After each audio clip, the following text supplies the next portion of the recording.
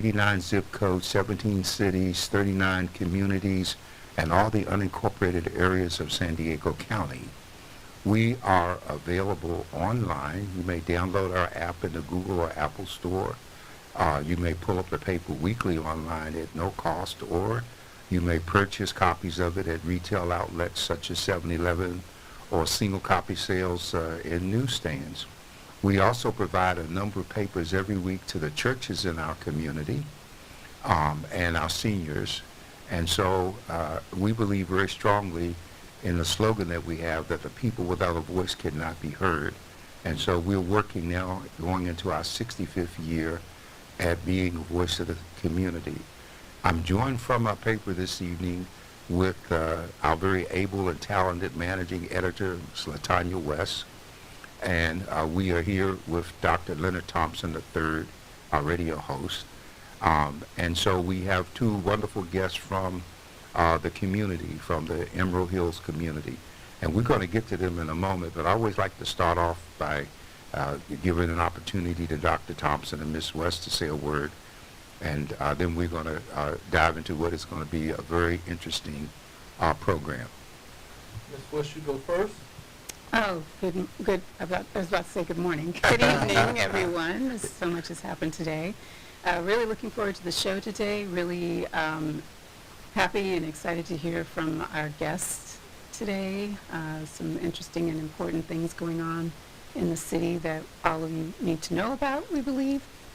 And just really looking forward to the conversation. And I think you should let them know, Ms. West, that this story not only are we discussing tonight, it has been put online, and Yes. tell them about our front page. Yes, it's on our front page. That will be on newsstands tomorrow and also online.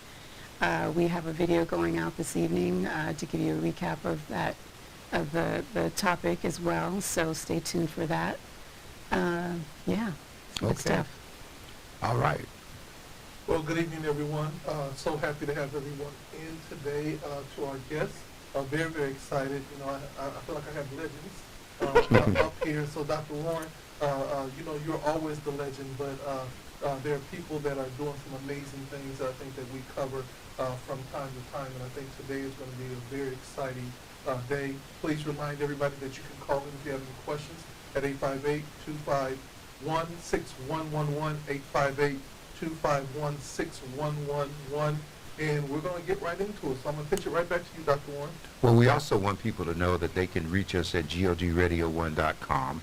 They can not only call, but they can submit a question or comment. We certainly will put it on the air, and we'll go from there.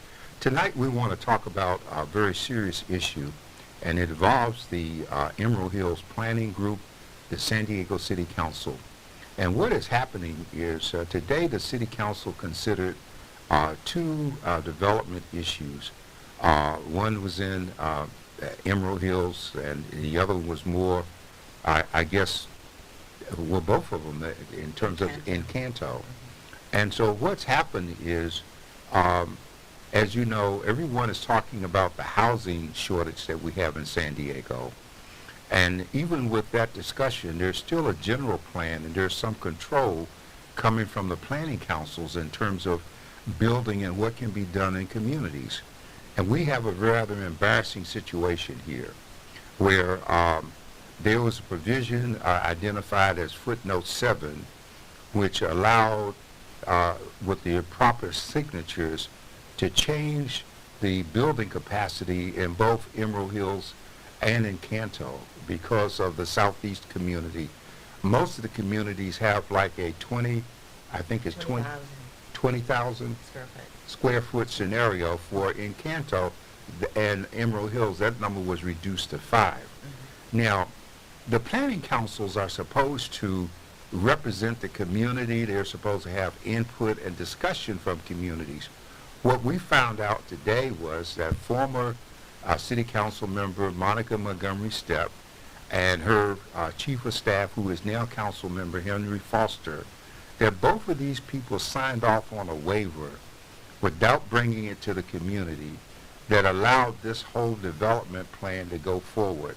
And so today we had people from the community speaking up, including Ms. Martha Abraham here, and Ms. Reels. Both of them have been a part of the Emerald Hill community for many, many years. And first, I want to salute them for coming forth in terms of speaking up at the city council and putting the flashlight on this. And at first, I understand Foster tried to act like he didn't know about it, but you all do your homework, so you had the document with his signature on it to show that he did know about it. And I understand since then he's gone on social media trying to backpedal. Okay, but I want to say from where I sit with the paper that while this issue is so important in terms of the harm to Emerald Hills and Encanto, I have never had a relationship where former council members Monica Montgomery Stepp or Henry Foster, even now as her surrogate and replacement, have bothered to give notice to the Voice and Viewpoint or seek to inform us to share information with the community. They have bought into the idea at City Hall that everybody's on the internet. And we know, especially from the COVID period, that almost 49% of our community is not. That's why we had problems with kids getting their homework and looking for buses with Wi-Fi and restaurants and the whole bit. So I want to give both of you a few minutes to just convey from your standpoint your frustration and what you went through in terms of it. And I don't remember what the outcome has been so far in terms of today, but please take the time to share with us what you feel and what happened, because we got people listening out there, and this program will be archived beyond tonight, so it'll be available ongoing to anyone who pulls it up. On our YouTube channel. Yes. At the core of this, And you're going to have to speak loudly into the mic so they can hear you. the core of this is really about racism. In this, our housing authority, or they have brought laws forward that prevent redlining and prevent overpopulation in one area and too much density in one area. And these rules extend from Torrey Pines all the way down to the border, except, and the rule is that you must build on 20,000 square feet, that you must have that much space so that you are not overpopulating an area, except in Southeast San Diego. In our community, all you need is 5,000 square feet. And then the other thing that we found through digging and scratching, because nobody would tell us, is that as the builder, it is not their responsibility to consider the infrastructure. So the impact of traffic, roads, congestion, the impact of sewage, of having additional these cars and things, that is not their consideration. Well, those things come under the environmental impact report. Which was, Was in not- our case. Yeah, it was not done. Right, which was not done. Okay, and So this- what they did is, and Martha, why don't you take it from here? Yes. Because, yes, So our issue is footnote 7. That is what was input in the zoning law to bypass CEQA, the environmental studies that are required when zoning is changed. So Right. they changed the zoning by not changing the zoning. It was hidden and disguised. They did it in a manner that was hidden and disguised, unfortunately. So we wouldn't find it. Thank God we did find it. Rob Campbell is the one that found it. And he's of the Choice View. Planning Council. Planning Council. yeah, yes. Right. he sits on that board. And footnote 7, it's one thing if footnote 7 was for the entire city of San Diego, where it's 20,000 square feet actually means 5,000 square feet in RS1 to 2 zoned lots. But because it says Encanto and Southeastern, that's very discriminatory, especially because of the history of those neighborhoods.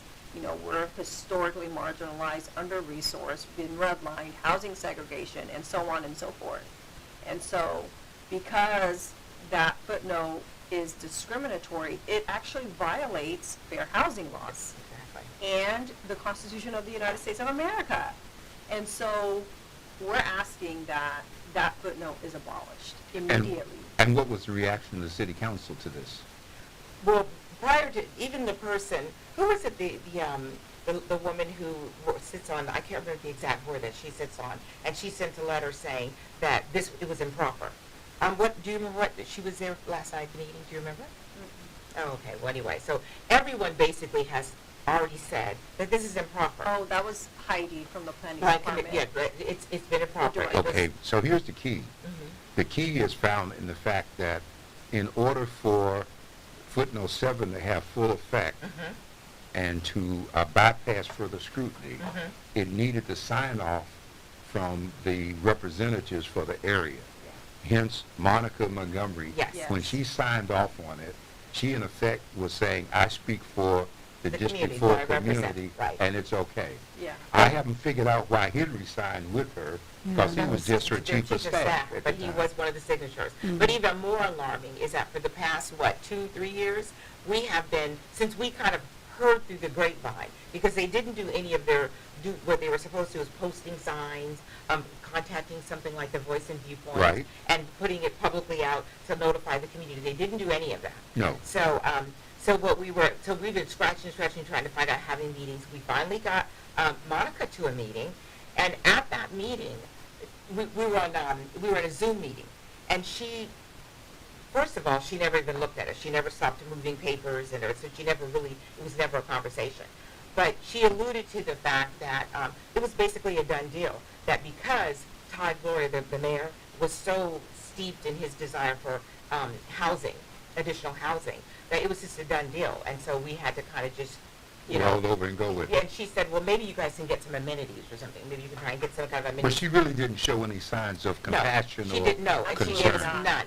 And then the other thing was, what was the So then the guy, Dan Boyd from D.R. Horton came and had a meeting with us. What he told us, and I asked him specifically, he told us that this is just in the informational stage. We're just in the planning stage. Right. So in reality, they had owned that land since, 1997. They had purchased that land in 1997. It had been sitting dormant until I guess they got the right people in office. Right. And then they were able to then do this whole footnote 7, which nobody knew what that was. We were seeing it on documents, but it was like, what is that? What is that? What is that? So then finally Rob dug and found out that this was an amendment. Well, let me show you two more places that makes this even more important. I'm trying to remember the name of the Havilah, the street where you come out of Market Creek on Euclid and you just go straight across. Okay, you know right On there. Euclid? Yeah, Market Creek at Euclid, where Starbucks is. Where, Right. Where you come out. If you come out at that light and just go straight across, You're going which way though? Which direction? you're going east. In other words, Okay. Okay. East on otherwise you Market? would be turning up Euclid or down. But if you Right. just go straight across, you're going east. Okay. When you get middle way down that street, Right. you got all of these apartments that have been put up, supposedly senior Right, housing, right. and there's 4 or 5 of them, and the density is just unbelievable. By the medical, Yes, the medical yeah, facility? down from Yes, there, from the yes, medical yes, facility, yes. down that street. Absolutely. So you have all that building. Right. You also have on Euclid where you come off of 94. Right. You have those apartments Yes. that have been built. Yes. Those apartments were under discussion for at least the last 10 years. Yes. Okay? And an environmental impact report was requested on those apartments. We never saw the impact report. Jacobs got around all of that.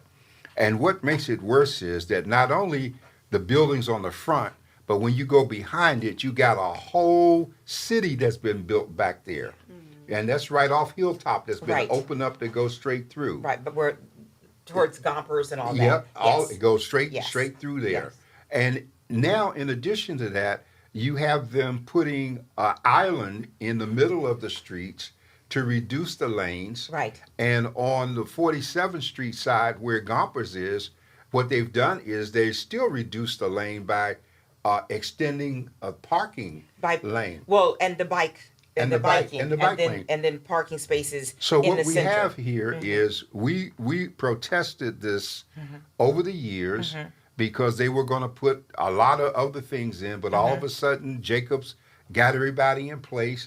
They got it done. They bought off people in the community to be Yes. a part of it. Yes. And they promised them shares of stock. Yes. But Jacobs was always going to retain 51%. Now Yes. they find out that they were ahead, and now Jacobs wants to get out. Yes. And they can't. So that what we're talking about for Emerald Hills is so important because the history of Emerald Hills is, and you all are too young to remember what I'm about to say, but it was one of the places with restricted covenants in terms of Absolutely not was. allowing black people Right. in. Yeah. Okay. Yes.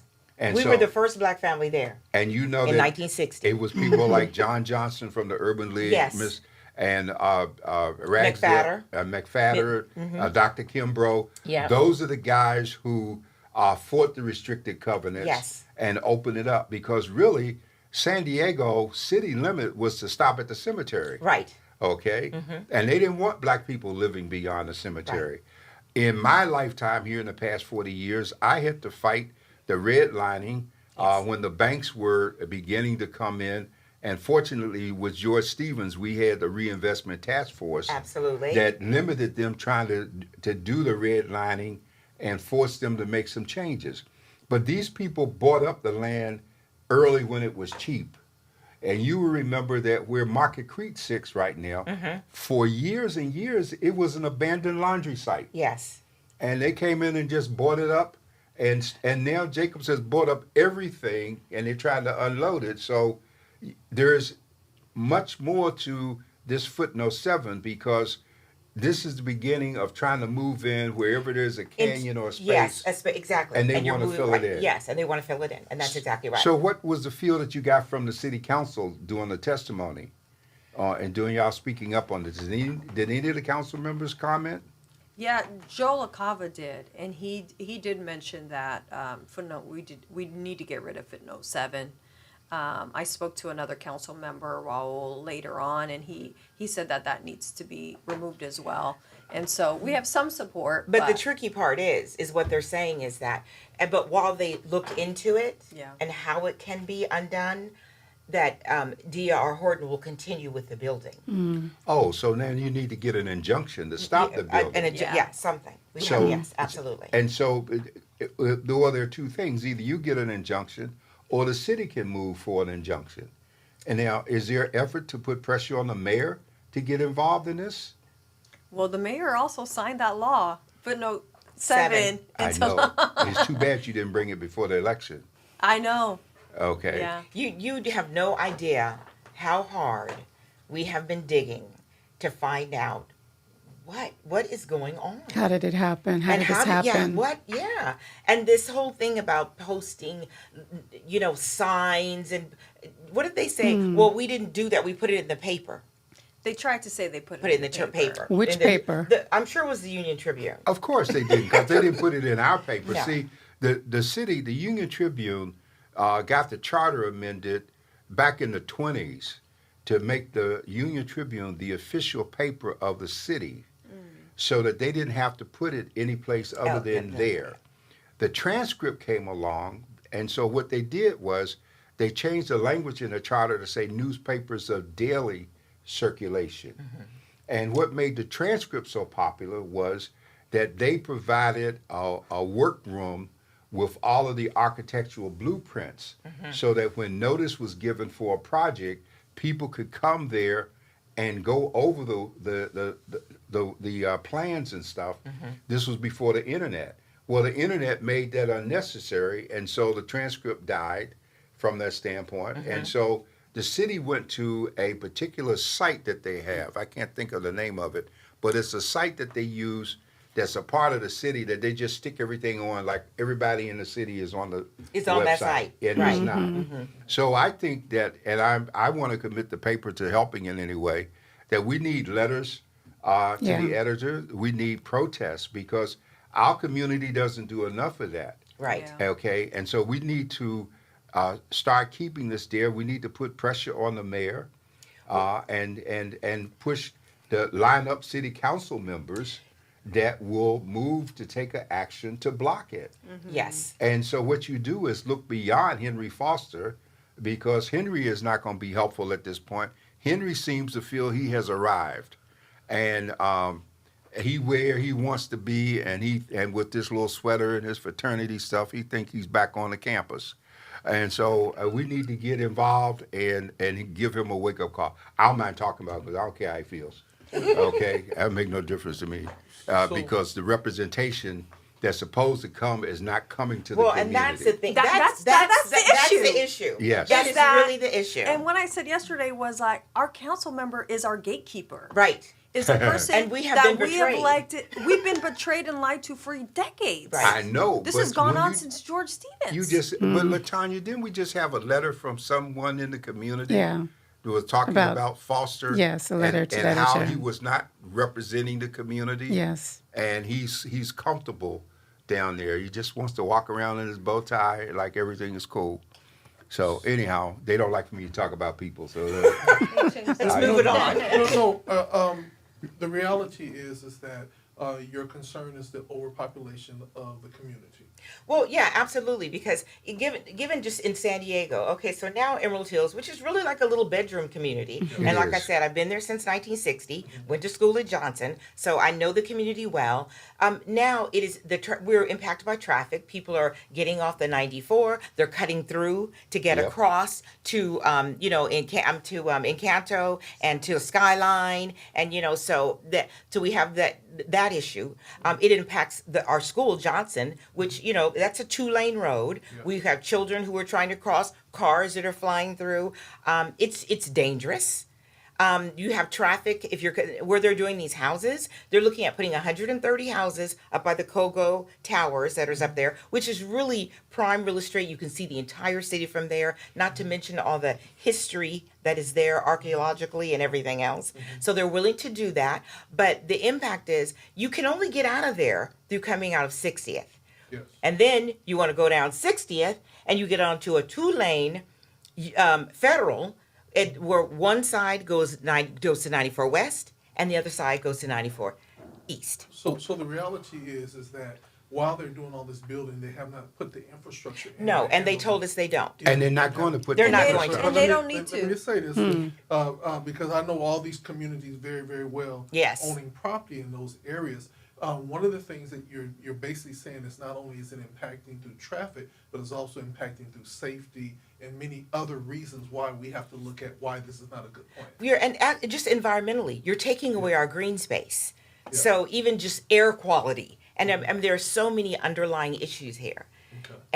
And we have really the thing is that it's so hurtful, is that we have been betrayed by our own. Okay. And our own is. Our own are the people that we elected to represent us. Oh, why y'all being so nice? Okay, well, Oh, come on, try. you been. No. The reason why I'm saying that is because I think that at this time, we're in an age that there's no more sugarcoating anything. We just have I to agree put with you. We don't have have to put time. it out Yeah, there. yeah. Because as we move forward and we push the issue, Right. we have to push the issue on. This is what I went and did my research and I saw people signing off, and some people say, well, they were doing it for the housing and better that. But Right. the problem is that our community is not being treated like other communities. Exactly. And that- we're- exactly. they're really creating what they would They're call creating a ghetto. concrete jungle. Yeah. That's what they're trying to do. Yes, and we've said this repeatedly. I started saying this even on Black Men and Women United when we met yesterday. I started talking about the NIMBYism applies to every place except us. Right. Not in my own backyard. it's been in our Okay. backyard. and they can't even use the housing thing because the homeless people in our area, the surveys have shown that a large percentage of them do not want to be in shelters. Do not want to be housed. They want to be on the street. Yeah. They have resisted being placed. Right. And we did a lot here. 15, 20 years ago, the churches opened up. Churches like Bethel AME. Yes. They had overnight carts for people, for the homeless to sleep on. They opened up, maybe they even opened up the Martin Luther King Center at Bayview. They were trying to house people. Right. Okay, but over a period of time, that got to be beyond management. age caught up with the leadership and Right. attrition, and the churches changed and the vision changed, and all those kind of changes took place. But when we talk about Johnson, there was a long, long fight to make sure that when you come off of 94 on Kelton, that you got the appropriate kind of stop signs Right. and paint and everything about this is a school zone, and you're not, everybody knows you're not supposed to drive fast through there. Right. Parents are out there, people who live there, and then you bring in a whole new element Well- that has no idea, could care less. And has no, yes. Yeah. And really, we have had instances where people have, right in front of Johnson, have crashed right through the fences of the houses on the On the other side, yes. So, I mean, it's real. I mean, this isn't, we're not thinking, you know, well, this could happen. Well, this might, it has happening. happened. It is So what, real. so what do you want listeners to know? Like, what's your core message that you want everyone to know, if it's next steps or? Well, really one thing we want them to know, and especially if they're living in these areas, is that once again, we as Black people and people of color are being discriminated against. And unfortunately, our people who look like us assisted this time in that process. And what our core message is that I don't understand the whole thing about how we have to figure out how to unwind this, other than perhaps because D.L. Horton brought the money for brought the property for like $918,000 like that, like close to $1 million. They'd have to figure out how to, the city, I guess, would have to give that money back, right? Okay. Okay, let the lawyer and me help you with Okay. that. Thank you, please.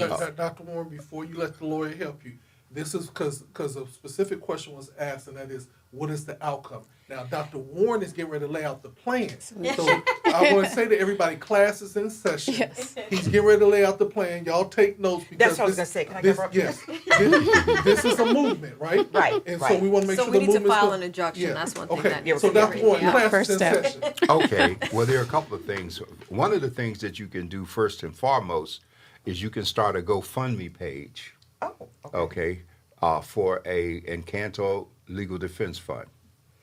And so then people can come online and make donations. That's number one.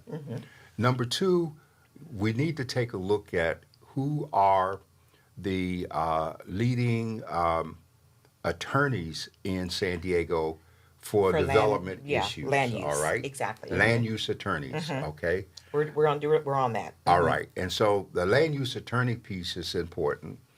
But separate and apart from the land use attorney piece is there has to be the ability for the city council to step up and put a freeze on this development Yes. until these issues get resolved, okay? And so what they call that legally, they can toll the development, they can stop the process. Now, to help the city council with that, the fund that I just mentioned is important because the fund will allow you to retain counsel to go into court and seek an injunction to stop the development as long as this issue is going on. And there are some grounds that can be used. You touched on some of them in terms of federal law, in terms of due process notice. They can't prove that those things were done. No, they cannot. The focus needs to be on the land and on the project, stopping the project. I don't know what name they've given the project, but the development has to be stopped. And there are a number of ways that can be done. First of all, the community has to be mobilized if necessary. You need to be at that site each day with picket signs to block the activity going forward. People got to be willing almost to lay down in front of the bulldozer, if you will, to stop it. We don't want to see it happen. You are not to be concerned with how much money they spent on the land. I remember when they were buying the land like that, it was cheap before Jacobs came. Because I know we were trying to buy some land for the Voice and Viewpoint, but we couldn't get anyone to finance us. And most of our churches that were engaging in building, their money did not come from any of the banks in San Diego or in California. Came from the building fund. Their money basically came out of Texas. Oh, okay. Because First Bank of Texas was the one loaning money for church development. And it was only when pressure by George Stevens was put on Bayview at one point that Winters was ready to take all the Bayview members to Union Bank and withdraw all the money that they had in the account out of the bank. And that was on a Friday that they were supposed to march on the following Monday. And what happened was Union Bank undermined the whole process by putting out a notice that they were going to make $30 million available for church construction. So when Winters started trying to call the people off, many of the members got mad about it. Some people pulled their money out. They postponed going to on the bank. And the following week, the bank said, well, it's $30 million, but that's going to be statewide and only $3 million is going to be for San Diego. Oh, wow. So they got screwed in the process. Right. Okay. And so that's why we need to in order to find the land use attorney that you need, you need to look at, and now you got Google. Google search is so helpful. You need to get on Google search and search land use issues in San Diego County. And then you search the litigation of land use issues in San Diego County. And when you do the litigation, you're going to find out who were the lawyers representing people on land use issues in San Diego County. And when you follow further, you'll be able to see which ones prevailed, which ones settled. Don't be concerned about the $900,000. They're going to spend more than that trying to get it going. So how far are they on development? Have they broke ground for the project yet? They haven't broken. They have not broke ground. Okay, so that's good. Okay. So So the only thing they've done is the steps is to bring it to the community planning group, and that's the first step that they've met. Okay. The next step would be to go to the planning commission and the committee, and then to city council. okay, so let me ask this question then. Has the planning group voted yet? Yes, they have. And they voted in favor? They did not. Okay, so that's one plus for One you. plus. good. So yeah. now the planning council historically has been really weak because most people didn't pay attention to it. They got the wrong kind of people sitting on it. And I won't call names, but people made some deals and sold us out. They're still in the community. So you need to mobilize the community to be at the planning council meetings Yeah. in large numbers and look at who is on the planning council. Okay, but I have a question for you. Sure. So, okay, so if we're dealing with the kind of people who did this whole behind the back switch footnote situation, buried it, it took us forever to find the original deed Of to course. who bought the land. Right. Because it was so buried so deep in Yeah. paperwork. So then why how can we be sure that they wouldn't sidestep the planning commission? Or I mean, it's a local. It's you're talking about Choice View, right? Yeah, but look, let me just point something out to you Okay. because this is important what you just said. You all went the hard way looking for the deed. You could have found it easy. All you had to do was go to one of the title companies, give them the location. They would have pulled up the whole history of the project in terms of who owns it, what liens were on it, and the whole bit. It might have cost you a couple of $100 just to get the full picture. You can get a profile for free. All the title companies in San Diego will give you a profile if you give them the address of a Okay, property. where were you when we needed you? Right at But the I voice mean, of with, Viewpoint. with, That's with right. footnote 7, it was buried. Huh? If footnote 7 was buried, it was meant to not be found. Of course. Now, did you Yeah. have an inkling that it was there? Like, how Yes. did you all even We get to knew that there was point? something- We There knew has to be something something. was there. Because Something the wasn't way right. they were all acting. Right. Yeah. There was something that they were not telling us. Yeah. But here's You could tell. Let me share, if I may, two more things with you which are important. First of all, I spent many years on the Hill drafting legislation.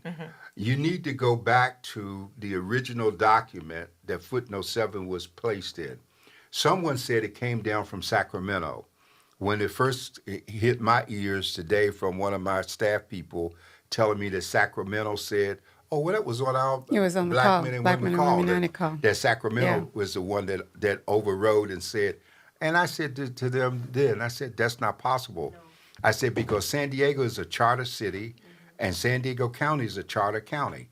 And so Sacramento cannot come in and override the city council or the mayor on something. They've got to sign off and be approved. So we have to go back and find out what the originating document was that footnote 7 was a part of. Okay? Now, let me just say this to you because, see, people who do these development things, rarely do they run into folks like you. Most of the time, they either buy them off or they wear them down. Yeah. Yeah, and Okay. they've tried to do both. Yeah, and they try to do those two things. What you have to do is galvanize your community because you have a community that's got some transition going. Okay, you got older people dying off. The children want to sell as quickly as they can and get what they can and run. Okay, the price is up so high they don't care. I've had people that had valuable copies of Voice and Viewpoint in their homes, and the folks died. And before we could even ask them about donating stuff, they just called for the dump truck and hauled everything away. Okay, But it sounds like you are galvanized. yeah. From what I could tell. But Yes. you have to hold Yesterday. your people, and your community planning council needs to call for a meeting with your community council needs to call for a meeting with the planning council.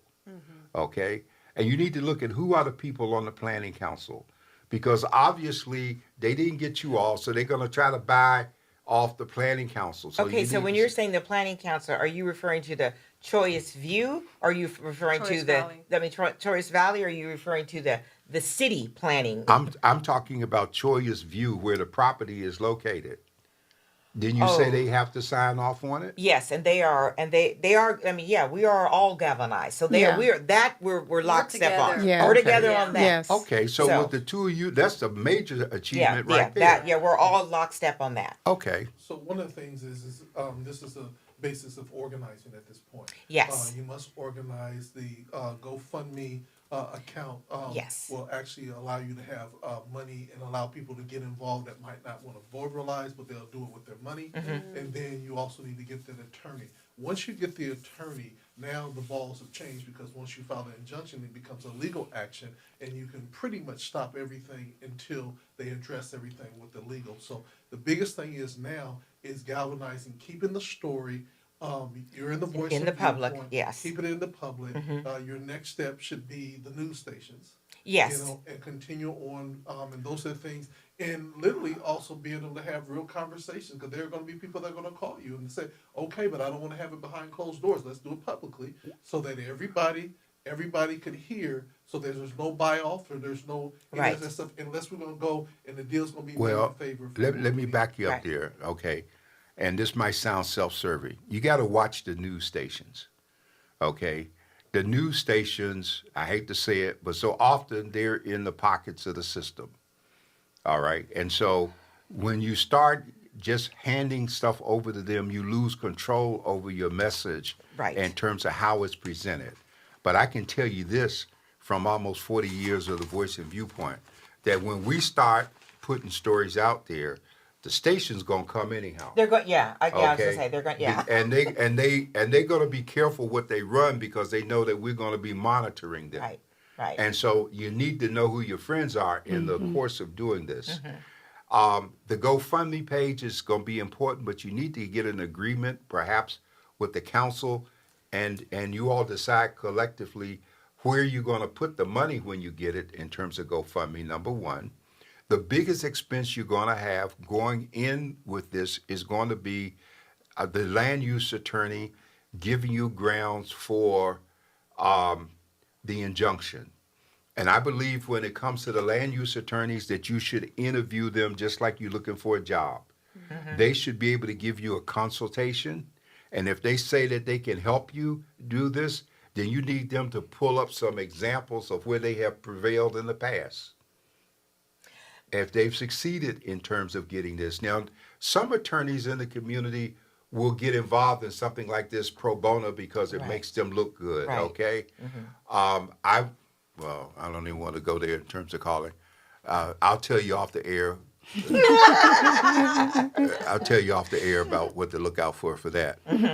But there are going to be some people coming forth, and I think that you should do a direct campaign with the mayor, that you want him and the council, and you need to identify council members that you interview and talk to get them to be supportive. Because if you can get 5 council members to agree with you, then that's enough for a vote to change it. Don't worry about Henry.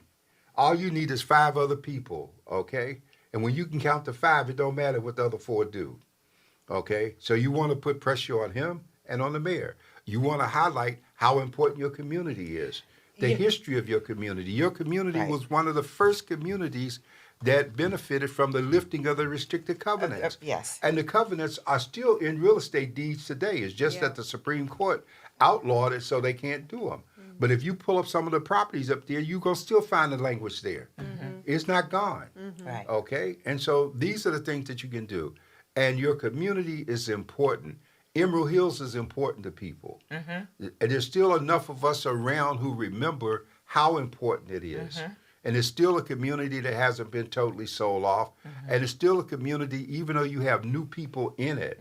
The new people in it are bought into it because they care about the history, Right. the view, and the whole thing.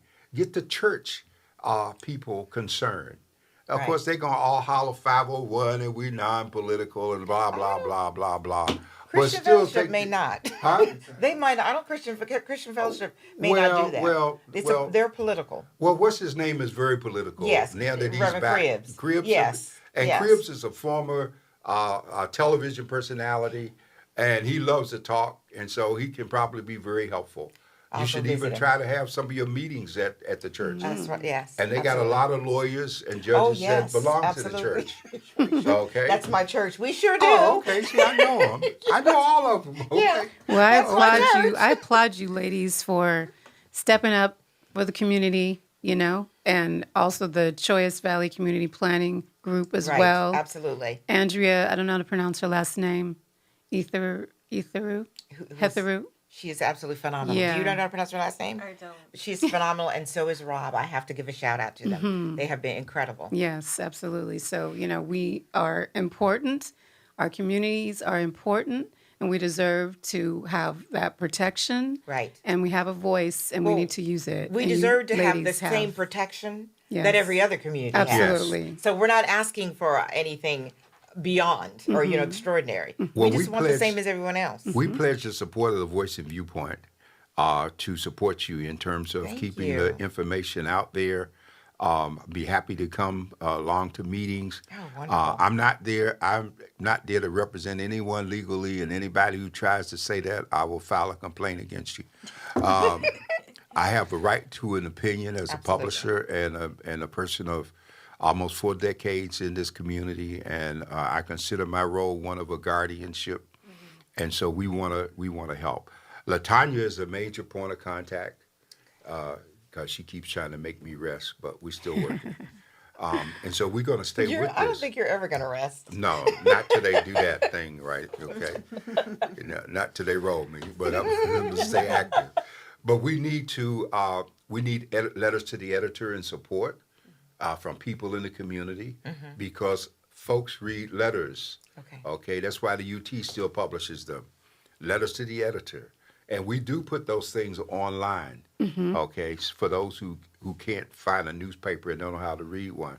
We put it online for them because we have social media following. So we're going to be supportive. I know we took a lot of time with this, Dr. Thompson. We thought it was important. I think that it's very important, and being that I'm a homeowner in that area too, and we have generations of our family that live in the Emerald Hills area. Absolutely. We definitely don't want to see the impact. I know personally about the impact because I take it as a shortcut too sometimes to get over the skyline Right. because of all the traffic Right. from the 805 freeway and the 94 Right. freeway. So if those of us that do know that there's a shortcut, what happens when everybody else is starting to follow the traffic and the impact of the neighborhoods and realizing that the drive-through between the curves and everything else that nature, people start speeding and going faster and faster, and so we see property damage and everything else.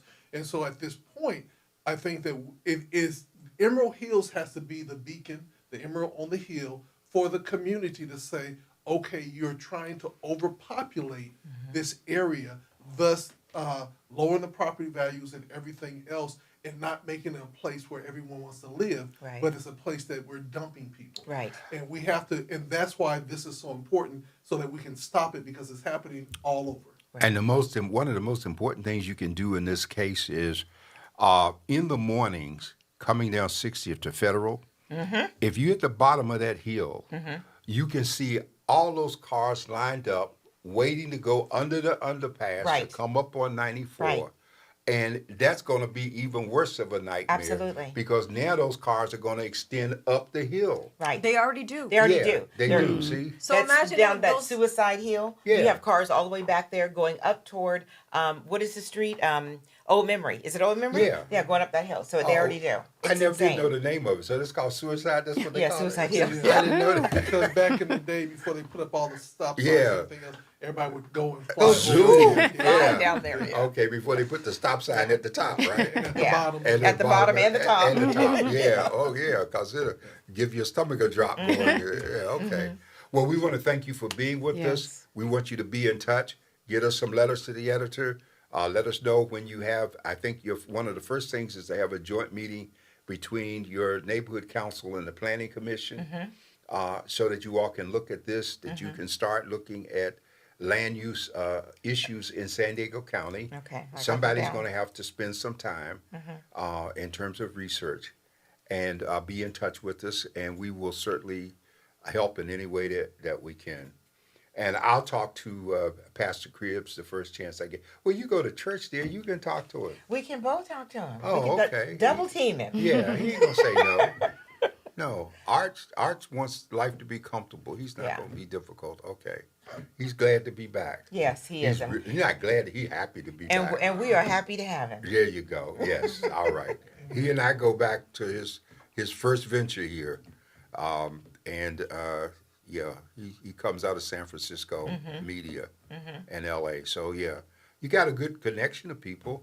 You got some judges I know that go there, and a whole bunch of people. I ain't gonna call their names on the air, but you got enough I people see there. you. You got enough people there to galvanize, okay? And we give voice and viewpoints to them every week, so they can't say they don't read. Okay, Okay, I'm on it. Yeah. I feel I'm so happy that we did this. Yes. You've really just kind of, I think, given us both a lot to think about, but just a lot of encouragement and just that Oh, sense of yeah. urgency. And I really appreciate it because we have really It's just, been a long fight. oh my God, it's been like fighting the giant with the, what was it, the slingshot? I mean, it's, Well, I have dealt with these issues for over 50 years, Right. 5-0, right. okay, and across this country, and you can win. That's the message is you can win. Yeah. Okay, it's possible. And one of the things about it is to simply, when people say personal, is this a personal attack? This is this. No, we're taking it very personal because it's personally impacting our community Thank you. and impacting our city. So yes, it's very personal. But again, Absolutely, it it's is much personal. as much personal as business. And the biggest thing that we lack many times is we don't handle the business and go the foresight to keep pushing. Right. And so now the encouragement is don't drop the ball because it's going to get a little bit harder or people are going to start talking. It is really about focusing on what is the main issue. And this is the issue that will affect us for generations to come. Right. And then we will be circled back around when kids get hurt or this happens saying, well, what happened? That's because we didn't open our mouth. So I'm encouraging everybody, open your mouth, get behind this planning group and this team of people, this movement. And also, if you say that you're not in Emerald Hills and it doesn't affect you, it will affect you because it's affecting our community. So write a check. Go to the GoFundMe. Once they put it up, we will support. And we put the will word out. we will put notice of the GoFundMe. We'll put it both in the paper and on the internet, and make people aware of the GoFundMe site. Okay. And folks can go and they'll give money. They can be supportive. They raise money for all kinds of crazy stuff, so they ought to be willing to contribute to something worthwhile. We thank you for coming in. We got to do about 10 more minutes of Yeah, stuff and here. you all can stay and sit Yeah. in while we go to the next. You can. Yeah. I want to talk about our upcoming Biscuit, Grits, and Politics for next Tuesday morning at the Voice and Viewpoint office. It's going to be from 7 to 8:30. It's $20 a plate. We're going to have catfish, grits, scrambled eggs, biscuits, coffee, and tea. We're encouraging you to go to Eventbrite, Correct. where you can sign up because we need to know by Friday how many people we have coming in. And the grits are going to be warm and soft, and the biscuits are going to be hot and buttery. if you will, the way you want it. And there's going to be catfish. And if you really don't like catfish, it'll be more for the rest of us, and we'll give you a fruit plate. Okay? But $20 is all it costs. You spend more than that buying a couple of cases of soda at the Food for Less. So it's a chance to come out and get involved. We got a couple of topics we're going to do next week. One is going to be black businesses making money in public policy. And the second one is going to be kind of a discussion of the after effects of last week's election. And I would encourage you to read my editorial this week. What's the title of it? I forgot already, and I just wrote it What today. is the title? Yes, let me look. Okay, I did an editorial about what we can. Well, she'll tell you the title. You know, once I write, I can't remember it. It was Okay, very back good. to the biscuits, Very grits, good. and politics. Yeah. So what is the date on that? Tuesday the 19th. Okay. This So coming next Tuesday. Tuesday. Yes, Next Tuesday. this coming Tuesday. Okay, and you need to order your plate by. You by need your to ticket? sign. You can either sign up on Eventbrite, Right. which is on the internet. By the Or- 18th, Yeah, By the 18th. Yeah, Okay, by the got it. 18th. next Monday. Okay, got And it. then, if you, like so many of us might be computer challenged, you can always drop by the office and they'll put your name on the list and give you $20, and then you'll be ready to come in and eat. Okay. You like catfish? I love catfish. Okay. Well, And one of nice warm grits? Okay. So those are the things that we're doing next week. And one of the things about Biscuits, Grits, and Politics is it is an opportunity, like we did tonight, to ask questions, to be a part of it, but also bring forth issues. And for people that are trying to build their businesses in San Diego, as well as, just want to have an opportunity to release. Dr. Warren, after this past election, people just need a hug. And sometimes they come together and they... Where they can get a hug at and- Biscuit Grits. Yeah, and let them know that it's going to be okay, and we're going to be able to navigate through the 4 years, and all the other things. But Biscuits, Grits, and Politics is an amazing place to be because it is creative ideas as well as a teaching opportunity. And it's a safe space. Yeah. A safe space to share and discuss, get real, and talk about what matters to us. Absolutely. Well, I want to add two things. We just had a watch party last Tuesday night at Voice and Viewpoint, and according to our social media analysts, we had over 1,400 people. For the Yeah, watch. for the Yes, watch for the watch party. party. Yeah, on and Instagram, we had Yeah, a on post Instagram, on and we had a great Instagram time about there. that. We had salt and pepper chicken wings, Ooh. and veggie egg rolls, and potato salad. Oh my, and- the foods I like. Yeah, we like to eat. Yeah, I'm still eating chicken wings. Yeah, so we had that. But let me say, in terms of the biscuit, grits, and politics, the reason I'm doing the business, my late wife and I were the ones who created the first black chamber here. And we also help people organize black chambers in a number of cities around the country. And so we first brought people together to give them business opportunities. And I want to reshare with them some of the things that we did that make a difference. We organized it around our kitchen table, and I gave my services for free. But one of the reasons we did it was my wife had been executive vice president of the D.C. Chamber of Commerce. And at the same time that she was in that position, I was in my senior year of law school, and I went back and volunteered my services to the Small Business Development Center at Howard University's School of Business and Public Administration. And I did that because as an undergraduate, I had been one of the people that created the Department of Business, which is now the School of Business. And so we share that information locally to help people get contracts, how your business should be set up, what you should do, how you go about it, and there's no cost. It's free. So, and we're networking because we want to profile our community and our paper. We're still a trusted messenger, and we want to bring our people together. And yes, we're on the internet, but the internet will fade away. But print will stay there, okay? And so we got things coming up. For instance, next weekend, Dr. Thompson, we have turkey giveaways, Yeah. okay? Next Saturday. Yes. Is it? Yeah, next Saturday. Yeah, there's several going around. We'll get the Yeah. different locations because I know that there are a lot of different places from Pilgrim Progressive Baptist Church, Right. With Ray Smith. I know that the senator, Hillcrest, yeah. the senator is going to be giving away Keela Weber. I think over 1,000. Yeah, about turkeys. 1,700 turkeys they're going to be giving away, dressings and the whole thing. And, I want to say to our community, of all the years I've been doing those things for Thanksgiving and Christmas, for some reason, the black community does not come out and participate. I don't know if we all prideful or whatever it is, but other people be there. I mean, they organize, boy. They be there getting as many birds as they can and they're just passing the stuff around, and we don't want to be there. So we got to wake up, take advantage too. And also, we know some people that can be in great need but cannot make it there. You can go and stand in the line for them and then take them the turkey. There's so many ways that we can be a part of giving, and we just have to get past our own personal pride and everything like that. We're both Dr. Warren and the team, we're always on the giving end.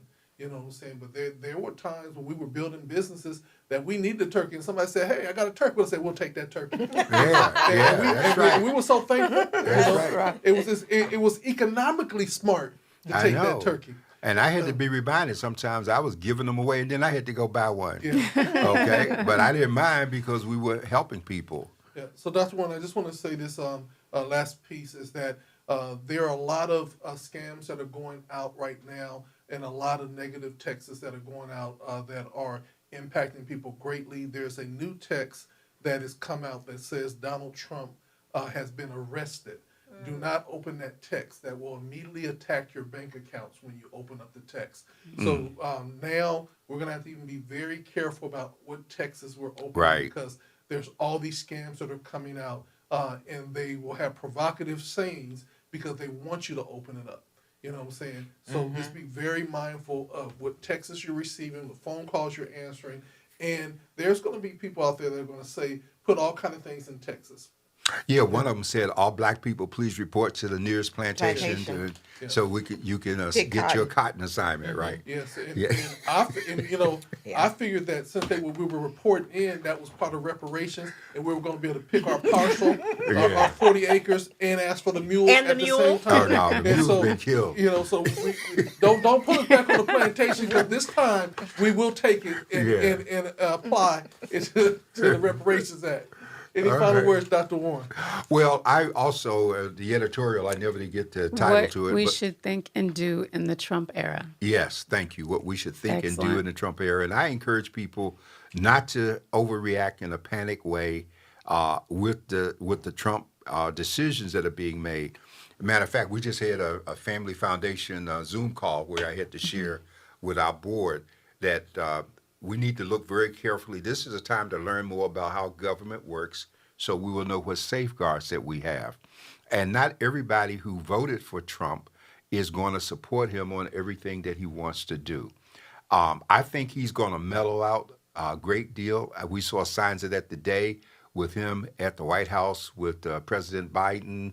He was almost apologetic in his comments about politics is rough, politics is rough. Yeah. And he's embarrassed by the transition that's taking place. But he's still putting crazy people up That's what I was going to for say. positions, Yeah. and I think that they are going to have a day of reckoning because people before them have tried to do what he thinks they're going to do, and I don't believe the American people, especially the Senate, there's a reason that only 1/3 of the Senate is up for election at a time. So this year there was just 32 senators up because they represent the guardrail, and to put somebody in as Secretary of Defense who's talking about firing generals because he doesn't like them being diversity, equity, inclusion, is to strip this country of a tremendous safeguard. And it's embarrassing to have someone like that follow Lord Austin, retired four-star general, Absolutely. combat trained in service, who has been a tremendous contribution. And so that's why we have to stay alert. And I also point out we need to pay attention because whenever we have that kind of attitude in the North, it filters down to communities. Don't let people get away with insulting you and talking down to you and trying to rob you and take things. We need to be ready to push back when they come in the wrong way. And we need to be more inclusive and collective in terms. I can't stand in the store and watch you be attacked and not say something. Right. So we need to get involved, okay? Thank you, Dr. Thompson. Thank you, Ms. West, for being here. This is the brains of the operation. I'm just a mouthpiece. With that being Okay. said, this is the desk from the desk of the editor with Dr. John Warren. We thank our guests for coming in. We thank our managing editor. Next week, Biscuits, Grits, and Politics on Tuesday. Doors are open up at 6:45. Am I right? Doors Yes. open at 6:30. I'm Oh, gonna be sorry. in line at quarter All right. 7. All right. Doors open at 6:30. We're asking everybody to come out, be a part of it. Go to Eventbrite. If you have any questions, please call the Voice of Viewpoint and stay tuned to GODradio1.com.